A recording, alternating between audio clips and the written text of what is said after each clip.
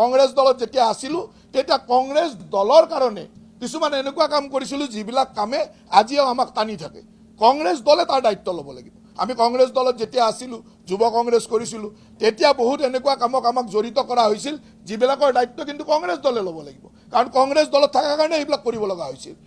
BJP দলত অহাৰ দিনাখনৰ পৰা 2015 চনৰ পৰা 10 বছৰ হ'ল গৌৰৱেৰে ক'ব পাৰোঁ যে কোনো ধৰণৰ বেয়া কামত, কোনো ধৰণৰ অনৈতিক কামত, কোনো ধৰণৰ বেয়া ব্যৱস্থাৰ মাজত সমাজক হানি কৰা কাম, ৰাষ্ট্ৰক হানি কৰা কাম এটাও কৰা নাই আৰু ভৱিষ্যতেও নকৰোঁ। আৰু সেইকাৰণে ইমান সগৌৰৱে নিজৰ কথাখিনি কোৱাৰ স্পষ্টতা আছে, ক'ব পাৰোঁ। কংগ্ৰেছ দলত যেতিয়া আছিলোঁ তেতিয়া কংগ্ৰেছ দলৰ কাৰণে কিছুমান এনেকুৱা কাম কৰিছিলোঁ যিবিলাক কামে আজিও আমাক টানি থাকে। কংগ্ৰেছ দলে তাৰ দায়িত্ব ল'ব লাগিব। আমি কংগ্ৰেছ দলত যেতিয়া আছিলোঁ, যুৱ কংগ্ৰেছ কৰিছিলোঁ, তেতিয়া বহুত এনেকুৱা কামক আমাক জড়িত কৰা হৈছিল যিবিলাকৰ দায়িত্ব কিন্তু কংগ্ৰেছ দলে ল'ব লাগিব, কাৰণ কংগ্ৰেছ দলত থকাৰ কাৰণে এইবিলাক কৰিব লগা হৈছিল।